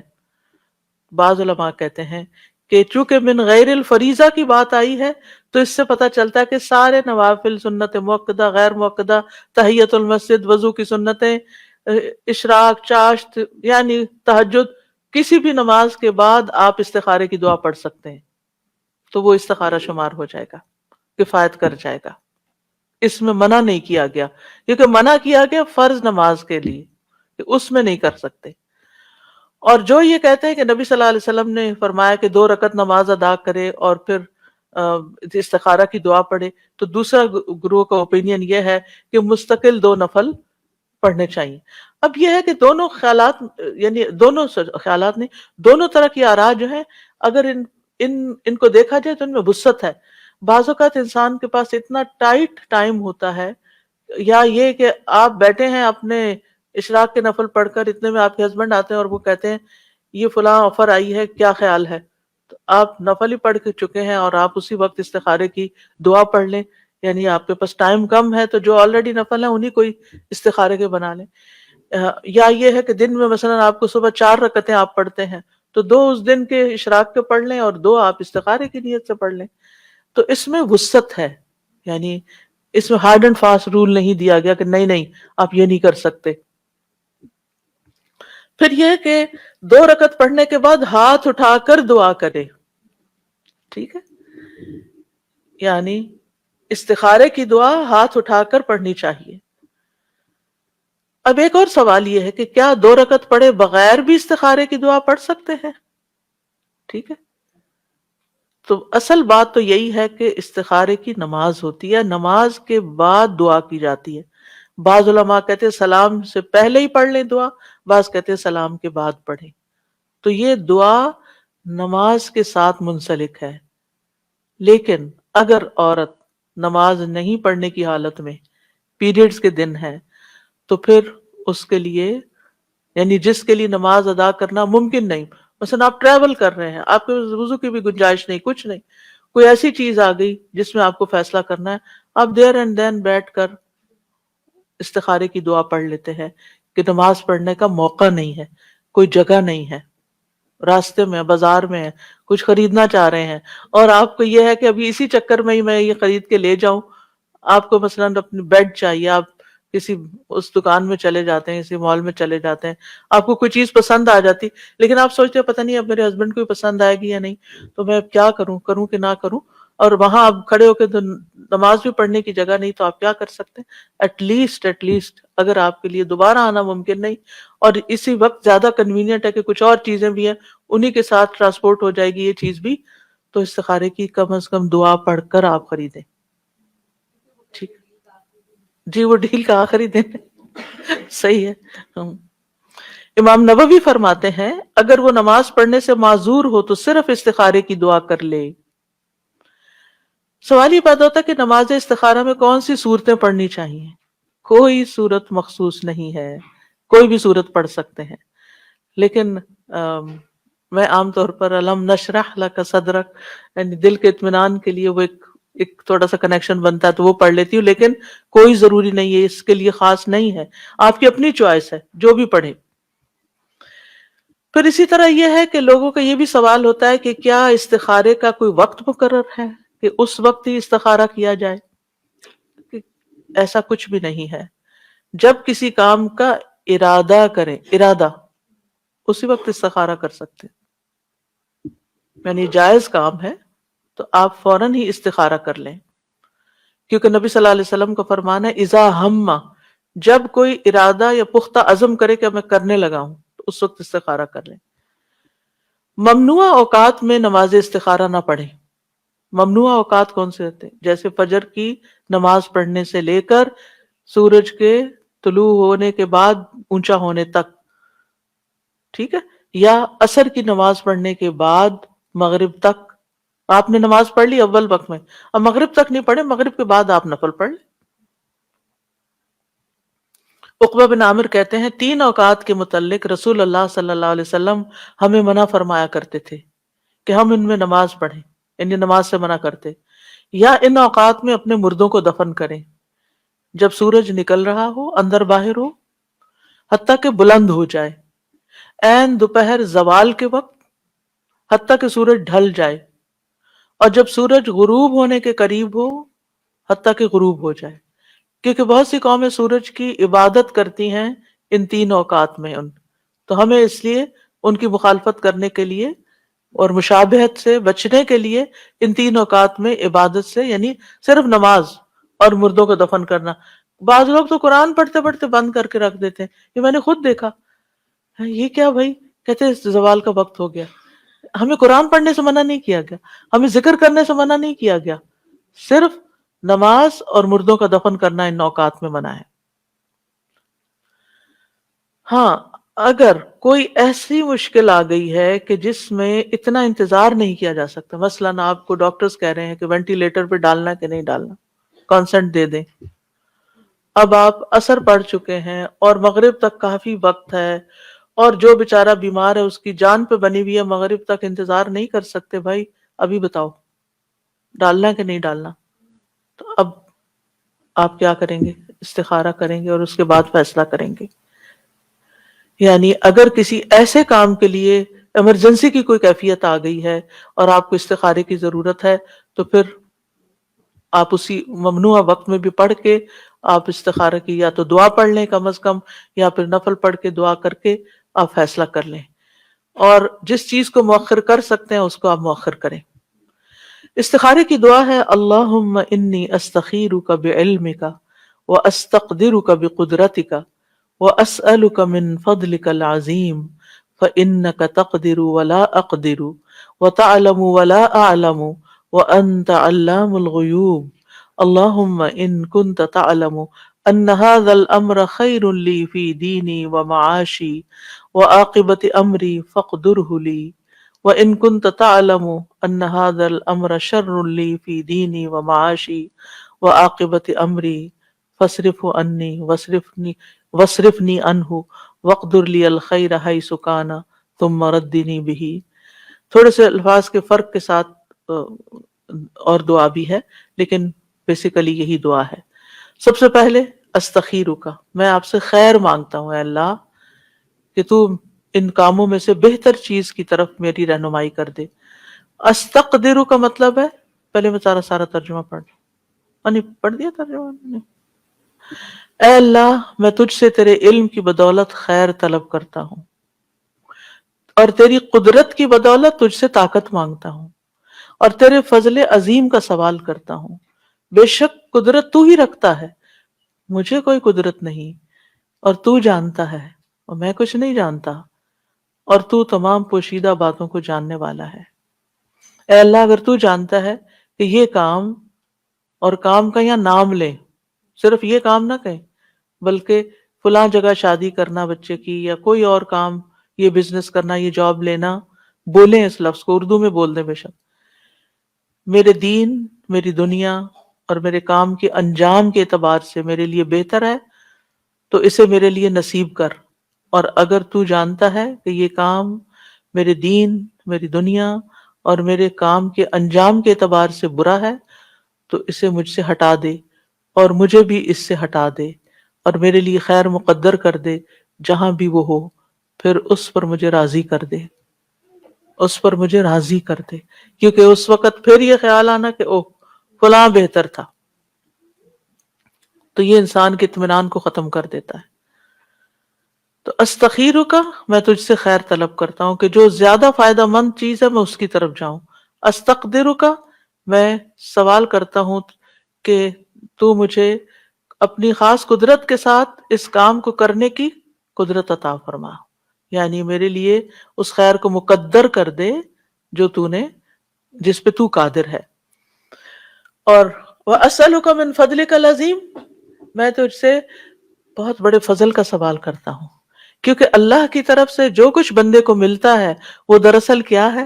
اللہ کا فضل ہے، ہمارا حق نہیں ہے۔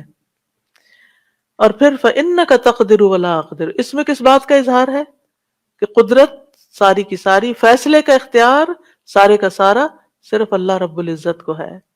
وَتَعْلَمُ وَلَا أَعْلَمُ، تو جانتا میں نہیں جانتا، اپنی جہالت کا اقرار کر کے، اپنی کمزوری کا اعتراف کر کے، اپنی محتاجگی کا اقرار کر کے اللہ تعالیٰ کے آگے عجز و انکساری کرنا، یہ اللہ تعالیٰ کو پسند ہے۔ وَأَنْتَ عَلَّامُ الْغُیُوبِ، اور تو خوب خوب جانتا ہے سارے غیبوں کو، کوئی چیز تجھ سے چھپی ہوئی نہیں، کوئی چیز تجھ سے پوشیدہ نہیں۔ اللہم ان کنت تعلم، اے اللہ اگر تیرے علم میں ہے، اور اس میں کوئی شک نہیں کہ اللہ سب کچھ جانتا ہے، یہ عربوں کے کہنے کا ایک طریقہ ہے، ایک زبان کا اسلوب ہے، اس کا یہ مطلب نہیں کہ اگر تو نہیں جانتا تو نعوذ باللہ، یہ نہیں ہے مطلب، یہ کہنے کا انداز ہے کہ تو سب کچھ جانتا ہے اور تیرے علم میں ہے اگر یہ چیز میرے کام، میرے مقصد میں بہتر ہے، ان ھذا الامر، یعنی جو کام میں کرنے جا رہا ہوں، جیسے گھر خریدنے جا رہا ہوں یا گاڑی خرید رہا ہوں یا شادی کر رہا ہوں تو یا سفر کر رہا ہوں، اور اس کا وہ نام لے کہ مکہ کی طرف سفر کرنا میرے لیے بہتر ہے یا نہیں، تو پھر اس کو بول کر کہے۔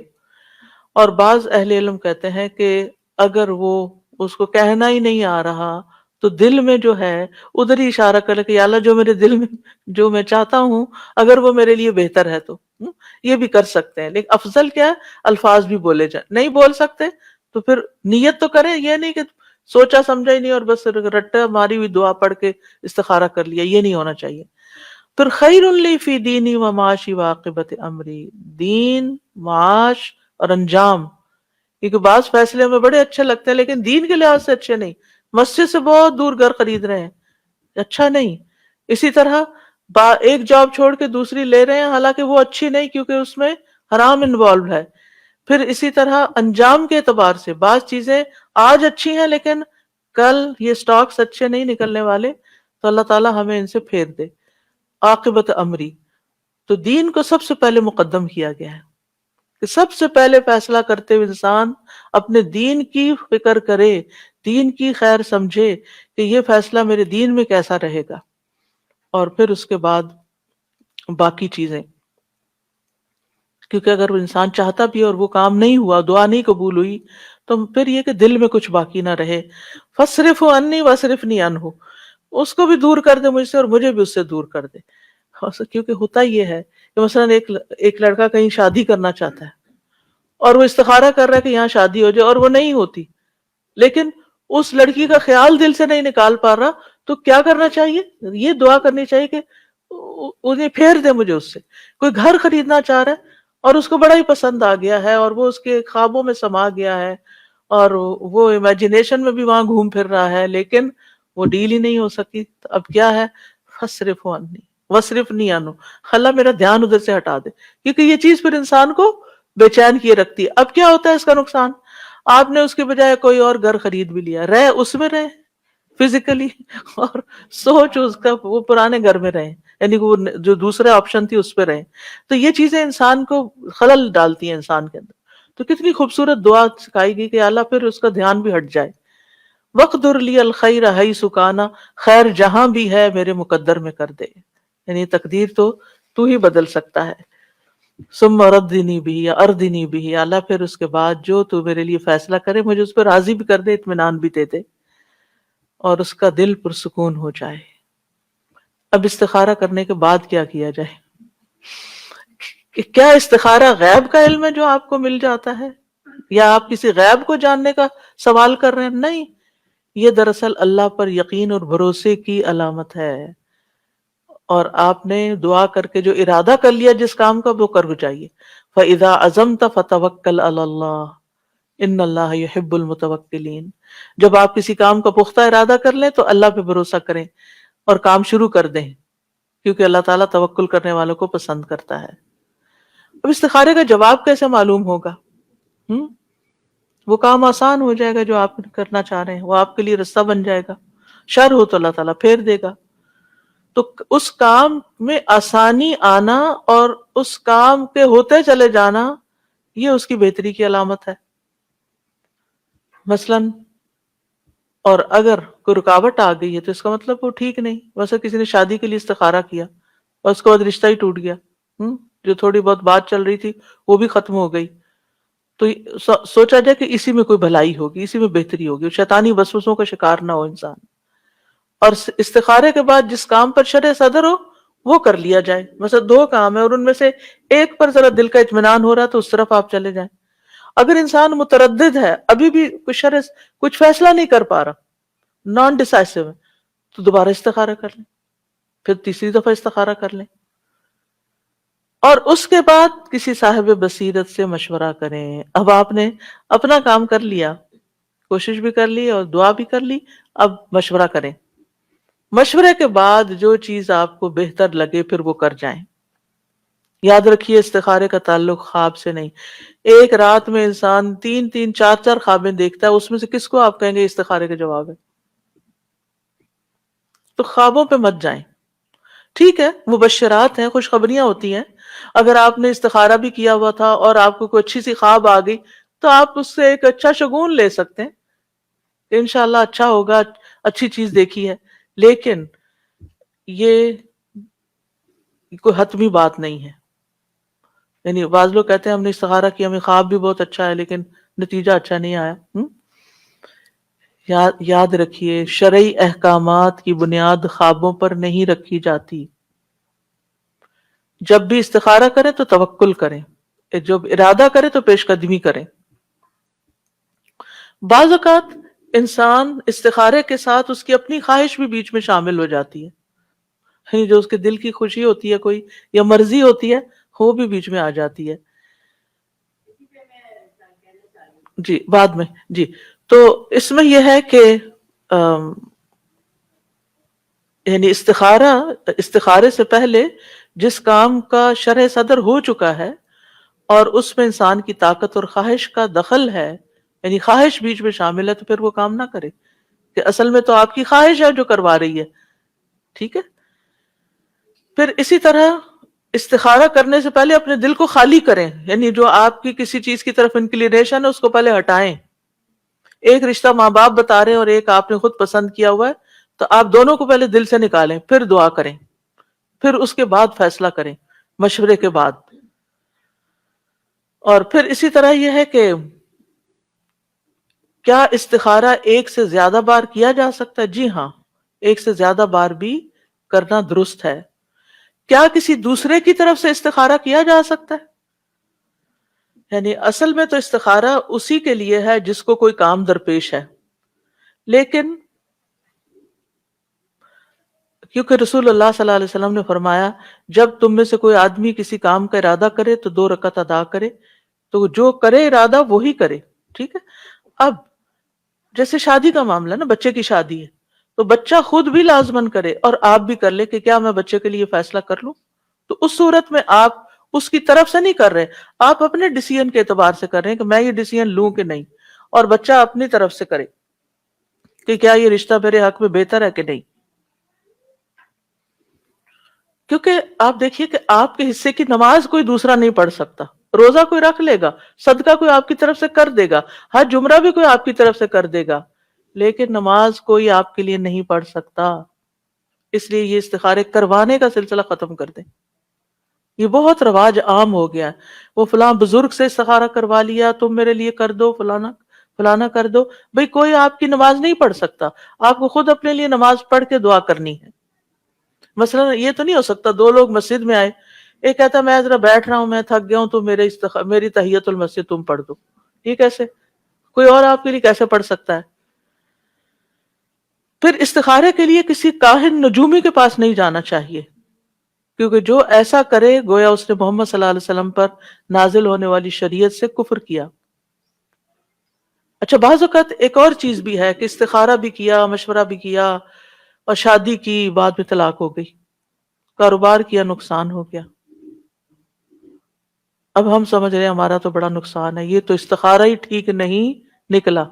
اس طرح کی باتیں کرتے ہیں نا، استخارہ ٹھیک نہیں، بھائی استخارے میں کوئی خرابی نہیں تھی. بات یہ ہے کہ یہ طلاق ہونا ہی تمہارے حق میں بہتر تھا، اور تمہیں اللہ تعالیٰ نے اس رستے سے گزارا، یہ تمہیں کچھ سکھانے کے لیے تھا. بعض اوقات انسان کی زندگی سٹیگننٹ ہوتی ہے نا، اس کو ہوش نہیں آتی، سمجھ نہیں آتی. اس کی زندگی میں کوئی ایسا شخص آتا ہے جو اس کو خوب ستاتا ہے، اس کو انسان بنا دیتا ہے، اور پھر وہ چلا جاتا ہے سبق سکھا کے. یہ صرف ایک سناریو. اسی طرح کوئی کاروبار آپ نے کیا، شروع میں اچھا رہا، اور پھر اس کے بعد آپ کو مسئلہ مسئلہ مسئلہ، آپ کہتے ہیں میں تو استخارہ کیا تھا. ہو سکتا ہے اس میں کوئی ایسا ایلیمنٹ شامل ہو گیا ہو کہ اللہ تعالیٰ نہیں چاہتا اس کی وجہ سے آپ کی آخرت خراب ہو. پھر کیا ہوا؟ وہ آپ کے حق میں اچھا ہی ہے. اب آپ کچھ اور دیکھیں گے. آپ نے وہ چھوڑا بزنس، آپ نے کوئی اور شروع کیا، اس میں آپ بہت اونچے گئے. اگر آپ اسی کے اندر رہتے تو آپ کو تھوڑی آمدنی ہوتی. اسی طرح اگر آپ کسی ٹاکسک ریلیشن میں رہتے تو آپ کی زندگی حرام ہو جاتی. اللہ نے اس بندے کو آپ کی زندگی سے نکال کر آپ کے حق میں اچھا کیا، اور آپ میچور ہو گئے. آپ اس سے پہلے کچھ چیزیں نہیں جانتے تھے جو آپ نے اس کے ذریعے سیکھ لی. تو استخارے کے بعد بظاہر جو چیز شر نظر آتی ہے وہ بھی شر نہیں ہوتی، اس میں بھی خیر کے پہلو ہوتے ہیں جو اللہ کو پتا ہوتے ہیں. کیونکہ ایک دعا میں آتا والخیر کلہ فی یدیک والشر لیس الیک، اللہ ساری خیر تیرے ہاتھ میں ہے اور شر کی نسبت تیری طرف نہیں، تو کسی کے لیے برا نہیں کرتا. ٹھیک ہے، یعنی بظاہر شر ہے، حقیقت میں خیر ہے، اس کے اندر خیر اور بھلائی ہے. اسی طرح بعض اوقات انسان کی زندگی میں استخارے کے بعد بھی کوئی ایسا حادثہ ہو جاتا ہے جس کو بہت دکھ دے جاتا ہے، بہت تکلیف دے جاتا ہے، وہ کوئی چیز انسان کو پریشان کر جاتی ہے. وہ آزمائش ہوتی ہے. اس میں آپ دیکھیے حدیث میں آتا ہے جب اللہ کے ہاں کسی بندے کا مقام اور مرتبہ اس درجے سے آگے بڑھ جاتا ہے، جب اس کا آگے نہیں بڑھتا، جب جہاں تک اس کا آگے بڑھ جاتا ہے جہاں اس کا عمل نہیں پہنچتا، تو اللہ تعالیٰ اسے جسمانی یا اولاد یا مالی آزمائش میں مبتلا کر دیتا ہے. پھر اس پر وہ صبر کرتا ہے یہاں تک کہ وہ اس درجے تک جا پہنچتا ہے جو اس کے لیے طے ہو چکا ہوتا ہے. وہ اس کا مقام بہت اعلیٰ تھا، لیکن وہ جو روزمرہ کے عمل کر رہا تھا نا، وہ کافی نہیں تھے وہاں تک جانے کے لیے. اللہ نے آزمائش سے گزار کر وہاں پر اس کو رکھا. تو شر پر کبھی بھی نظر نہ رکھیں، خیر ہی کی طرف نظر رکھیں کہ تکلیف میں بھی خیر ہے. اسی طرح مثلا آپ نے استخارہ کر کے مشورہ کر کے سب کچھ آپ نے شادی کی، لیکن ایسی بیوی یا ایسا شوہر ملا کہ جس کے ساتھ روز ہی کوئی نہ کوئی انبن ہو جاتی ہے، کوئی نہ کوئی تکلیف اس سے پہنچتی ہے. تو نبی صلی اللہ علیہ وسلم نے فرمایا کوئی مومن شخص کسی مومن عورت سے بغض نہ رکھے، یعنی بیوی سے نفرت نہ رکھو، دل میں گرجز نہ رکھو. اگر عورت کی ایک عادت ناپسند ہوگی تو کوئی دوسری عادت پسند ہوگی. تو بظاہر اس میں شر ہے لیکن اس میں بھی خیر چھپی ہوئی ہے. پھر یہ کہ استخارے کے بعد جو معاملات ہوں ان پر راضی رہنا چاہیے. یہ نہیں اللہ تعالیٰ کو بلیم نہیں کرنا چاہیے کہ میں نے تو اللہ سے مشورہ کر کے یہ کیا تھا اور یہ کیا ہو گیا. یہ الفاظ بھی منہ سے نہیں نکالنے چاہیے. اور پھر آپ دیکھیے چیزوں کو ان کے الٹیمیٹ انجام کے مطابق دیکھنا چاہیے، اس لحاظ سے دیکھنا چاہیے. اور الٹیمیٹ انجام کسی بھی چیز کا کہاں ہے؟ دنیا میں. وہ چیز آپ کی آخرت کے لیے کیسی ہوئی یہ دیکھنا چاہیے. یعنی حدیث میں آتا ہے دنیا کی لذت آخرت کی کڑواہٹ ہے اور دنیا کی تلخی آخرت کی لذت ہے. سبحان اللہ. اگر یہ بات یاد رہے تو ہماری زندگی میں جتنی بھی تلخیاں، جتنی بھی کڑواہٹیں، وہ ہمیں کڑواہٹ ہی نہ لگے، کیونکہ وہ ہماری آخرت کی مٹھاس ہیں. کوئی چیز ہوتی ہے نا انسان کو زندگی میں ہر وقت بادر کیے رکھتی ہے.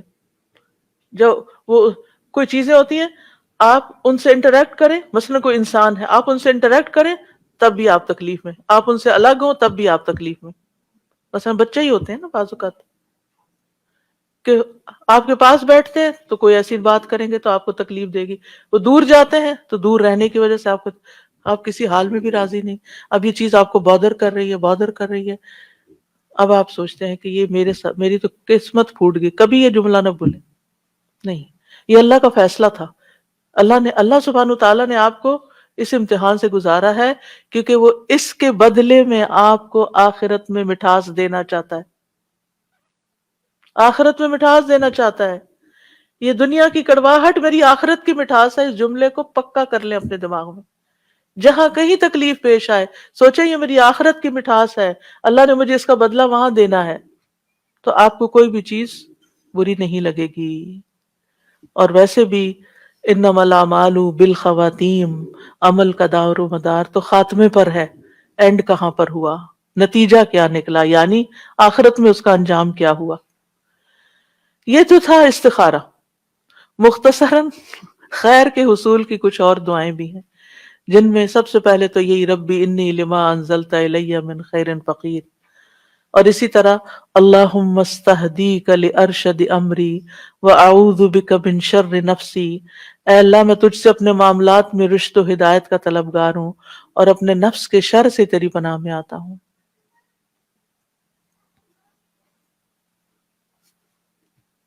تو یہ دعا بھی بہت خوبصورت ہے. اسی طرح ہر طرح کی خیر پانے کا سوال، اللہم انی اسألک من الخیر کلہ عاجلہ وآجلہ ما علمت منہ وما لم اعلم، اللہم انی اسألک من خیر ما سألک عبدک ونبیک محمد صلی اللہ علیہ وسلم واعوذ بک من شر ما عاذ منہ عبدک ونبیک، اللہم انی اسألک الجنہ، اللہم انی اسألک الجنۃ وما قرب الیہا من قول او عمل واسألک ان تجعل کل قضاء تقضیہ لی خیرا. اے اللہ میں تجھ سے ہر خیر کا سوال کرتا ہوں. حضرت عائشہ کہتی ہے کہ نبی صلی اللہ علیہ وسلم نے خود انہیں یہ دعا سکھائی تھی. ایک دعا حضرت ابو بکر کو بھی سکھائی تھی تو ہم اپنے پیاروں کو، حضرت عائشہ نبی صلی اللہ علیہ وسلم کو بہت پیاری تھی، کسی نے پوچھا آپ کو سب سے پیارا انسان کون لگتا ہے، تو آپ نے فرمایا عائشہ، اور اس کے بعد کون، فرمایا عائشہ کا باپ۔ تو جس سے انسان کو محبت ہو تو اس محبت کا تقاضا ہے کہ اس کو بہترین چیز دے، اور وہ بہترین چیز کیا ہو سکتی ہے؟ جس میں دنیا اور آخرت کی خیر کا سوال ہے، جو یہ دعا آپ نے حضرت عائشہ کو سکھائی۔ تو اپنے بچوں کو بھی یہ دعا سکھانی چاہیے، اپنے پیاروں کو سکھانی چاہیے کہ اے اللہ میں تجھ سے ہر خیر کا سوال کرتا ہوں، ہر خیر کا، خواہ وہ فوری ہو یا تاخیر سے ہو، خواہ میں اسے جانتا ہوں یا میں جانتا نہیں، میں تو خیر مانگ رہا ہوں۔ اے اللہ میں تجھ سے ہر اس خیر کا سوال کرتا ہوں جس کا سوال تجھ سے تیرے بندے اور تیرے نبی محمد صلی اللہ علیہ وسلم نے کیا۔ کیا ان سے زیادہ بھی کوئی جانتا ہے کہ خیر کا سوال کس چیز کا ہے، یعنی خیر کیا ہو سکتی؟ انہوں نے ہر خیر کا سوال کیا۔ اور ہر اس شر سے تیری پناہ میں آتا ہوں جس سے تیرے بندے اور تیرے نبی نے پناہ مانگی ہو۔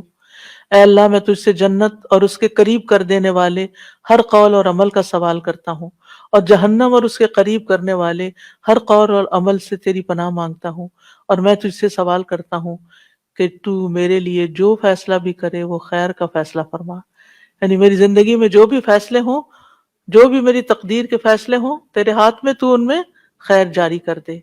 پھر اسی طرح صبح شام کی دعاؤں میں سے جو دعا ہے، جیسے شام کی دعا ہے امسینا و امس الملک للہ والحمد للہ لا الہ الا اللہ وحدہ لا شریک لہ لہ الملک ولہ الحمد وہو علی کل شیء قدیر رب اسألک خیر ما فی ہذہ اللیلۃ وخیر ما بعدہا۔ اور صبح کے وقت آپ کیا پڑھتے ہیں؟ اسألک خیر ما فی ھذا اليوم وخیر ما بعدہ، اور شام میں وَأَعُوذُ بِكَ مِن شَرِّ مَا فِي هَذِهِ اللَّيْلَةِ وَشَرِّ مَا بَعْدَهَا، اللہ اس رات کے شر اور جو اس کے بعد ہے اس سارے شر سے بچا لے۔ اور اسی طرح دن کے لیے بھی، دن کے شر اور دن کے بعد جو آ رہے اس کے شر سے بھی بچا۔ یہ جو بندہ صبح شام یہ دعائیں پڑھتا رہے، انشاءاللہ ہر شر سے بچا لیا جائے گا اور خیر نصیب ہوگی۔ اور ہوا چلنے پر خیر کا سوال کرنا، یعنی آندھی کو، تیز ہوائیں چلتی ہیں اکثر، اس کو برا بھلا کہنے کی بجائے آج موسم بہت خراب ہے، یہ بھی برا بھلا کہنا ہوتا ہے، خراب ہے، تو یہ اس کی بجائے دعا کریں، اللہم انی اسألک خیرہا وخیر ما فیہا وخیر ما ارسلت بہ واعوذ بک من شرہا وشر ما فیہا وشر ما ارسلت بہ۔ اے اللہ میں تجھ سے اس ہوا کی بھلائی مانگتا ہوں، اور جو کچھ اس میں ہے اس کی بھلائی، اور جو اس کے ذریعے بھیجا گیا ہے اس کی بھی بہتری مانگتا ہوں، اور اس کے شر اور جو کچھ اس میں ہے، اور اس کے شر اور جو جس کے ساتھ یہ بھیجا گیا اس سے بھی میں پناہ مانگتا ہوں۔ جو کچھ اس میں ہے اور اس کا شر اور جو اس کے ساتھ بھیجا گیا سب کے شر سے۔ ہے تو ہوا کے بارے میں دعا، لیکن آپ اگر اپنے گھر کا کوئی اپلائنسز بھی خریدتے ہیں نا، تو آپ کے دل میں اگر یہ پریشانی آتی، میں نے کچن میں دعا لگا کے یہ کارڈ چھپائے گئے تھے ایک دفعہ ہوا کے لیے، تو لگا سامنے رکھو، جس چیز کا بھی مجھے آتا ہے نا کہ پتہ نہیں اس میں خیر ہے کہ شر ہے، تو میں یہ دعا پڑھ لیتی ہوں کہ اے اللہ میں اس چیز کے خیر کا سوال کرتی ہوں، اور جو اس کے اندر خیر ہے اس کا سوال کرتی ہوں، اور جس خیر کے ساتھ یہ بھیجی گئی اس کا سوال کرتی ہوں، اور اسی طرح شر سے بچنے کے لیے دعا۔ تو اتنی ٹھنڈک پڑ جاتی ہے، دل کو پریشانی ختم ہو جاتی ہے کہ جو اس کے اللہ نے اس میں جو خیر رکھی ہے اللہ دے دے گا، اور جو شر ہے اللہ اس سے بچا لے گا۔ اور اسی طرح سواری یا بیوی کے خیر کا سوال بھی سکھایا گیا ہے، اللہم انی اسألک من خیرہا وخیر ما جبلت علی واعوذ بک من شرہا وشر ما جبلت علی۔ اے اللہ میں تجھ سے اس کی خیر مانگتا ہوں اور اس کی پیدائشی عادتوں کی بھلائی چاہتا ہوں۔ کچھ پیکج ہوتے ہیں نا جو انسان کے ساتھ ہی ہوتے ہیں، عورت ہو مرد تو دونوں کے لیے ہو سکتا ہے، کہ وہ ان کی عادتیں ہوتی ہیں، آپ بدل نہیں سکتے ان کو، انہوں نے زندگی گزاری ہوتی ہے ان کے ساتھ، اور آپ خواہ مخواہ ہر وقت ٹینشن کا شکار ہیں، انہوں نے نہیں بدلنا، آپ کو بدلنا، ایکسپٹ کریں کہ یہ ایسے ہی ہیں، تو آپ کی زندگی آسان ہو جائے گی۔ تو اس صورت میں پھر یہ دعا کرنی چاہیے، اور تیری پناہ مانگتا ہوں، اور اس کے شر سے اور اس کی پیدائشی عادتوں کے شر سے تیری پناہ مانگتا ہوں۔ اور نبی صلی اللہ علیہ وسلم نے فرمایا جب میں تم میں سے کوئی بیوی حاصل کرے یا خادم لائے گھر میں یا جانور لے کر آئے یا کوئی مطلب جو، پھر وہی بات جیسے میں کہہ رہی ہوں کہ اپلائنسز کو لے کر آئے ہیں، تو اب آپ بکریاں تو خریدنے سے رہے، لیکن یہ کہ تو ایسے موقعوں پر یہ دعا پڑھنی چاہیے پھر اسی طرح لباس پہنتے وقت جو دعا ہے، اللہم لک الحمد انت کسوتنیہ اسألک من خیرہ وخیر ما صنع لہ واعوذ بک من شرہ وشر ما صنع لہ۔ اے اللہ سب تعریفیں تیرے لیے، تو نے ہی یہ مجھے پہنایا، میں تجھ سے اس کی خیر اور جس کے لیے یہ کپڑا بنایا گیا اس کی خیر کا سوال کرتا ہوں، اور اس کی برائی اور جس کے لیے یہ بنایا گیا اس کی برائی سے تیری پناہ چاہتا ہوں۔ پھر اسی طرح کھانے کے بعد خیر کی دعا کرنا، اللہم بارک لنا فی واطعمنا خیرا منہ، اللہم بارک لنا فی واطعمنا خیرا منہ، اے اللہ ہمیں اس میں برکت عطا کر اور ہمیں اس سے بہتر کھانا کھلا۔ اور دوسروں کو خیر کی دعا دیتے رہا کریں، جزاک اللہ خیرا۔ اور اسی طرح شادی کی دعا جو ہے وہ بھی بارک اللہ لک و بارک علیک وجمع بینکما فی خیر، اللہ تمہیں برکت دے اور اس برکت کو تم پہ قائم رکھے اور تم دونوں کو خیر پر جمع رکھے۔ وآخر دعوانا ان الحمد للہ رب العالمین، سبحانک اللہم وبحمدک اشہد ان لا الہ الا انت استغفرک واتوب الیک۔ اللهم صل على محمد وعلى آل محمد كما صليت على إبراهيم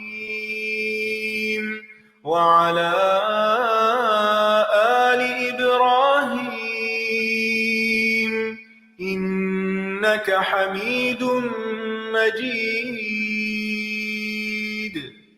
اللهم بارك على محمد وعلى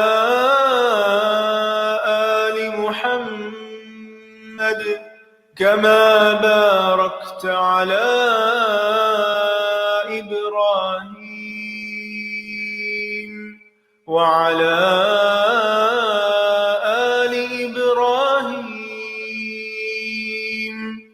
إنك حميد مجيد۔